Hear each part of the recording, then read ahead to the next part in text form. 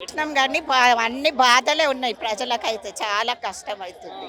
ఇవన్నీ కూలగొట్టి చేసి ప్రజలను రోడ్డు మీద ఇడిచి ఇదంతా ఇదవుతుంది. ఎంతో కష్టపడి చదివిపిచ్చి పిల్లలు పైకొచ్చి ఏదో సాఫ్ట్‌వేర్ ఈ జాగాలు ఇల్లు లేనోళ్ళము ఇల్లు కొనుక్కొని ఇక్కడ నివాసం ఉన్నాము. ముందు వచ్చి ఎస్టీపీ పెడతా అంటే ఎంత కష్టం అయిపోతది. ఏజే అయిపోయింది మాది. మా పిల్లలు ఇప్పుడు మమ్మల్ని సాదుతుండ్రు. వాళ్ళకి కూడా ఇల్లు లేకుంటే మేమే రోడ్డు పడవాడాలి చెప్పండి.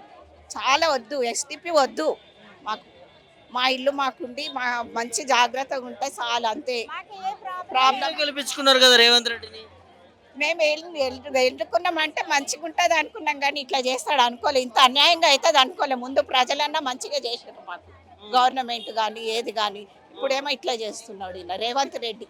ఆయన ఇంటి ముంగటే చేసుకోవాలి ఇవన్నీ. మాకు చేసి మా ప్రజలను రోడ్డు పాలు చేస్తే ఎట్లా అండి.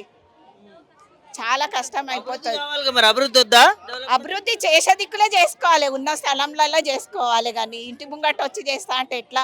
అసలు మాకు ముందే ఇచ్చేది లేకుండే. పర్మిషన్ ఇచ్చేది లేకుండే, లోన్‌లు ఇచ్చేది లేకుండే. మేము కొనకపోతుంటిం గదా! ఇంకా ఎక్కడనన్నా చూసుకుంటుంటిమి. అప్పుడేమో ఇచ్చిండు, ఇప్పుడేమో ఈ బాధ పెడుతున్నాడు. ఎన్ని సంవత్సరాలు అవుతుంది తీసుకొని మేము మీరు? 10 ఏండ్లు అయితుందండి వచ్చి. ఆ, ఏదో ఒకటి వస్తూనే ఉంది ఇదే. ఆ, ఇంతకుముందు కాలేజ్ అన్నారు, శ్మశానం అన్నారు. సరే అని అది పోరాడినాము. కాలేజ్ అంటే సరే అని ఓకే అంటే ఈ మధ్యలో ఇప్పుడు ఇదొచ్చింది. ఆ. అందు గురించి మాకొద్దు ఎస్టీపీ వద్దని మేము పోరాడుతున్నాం.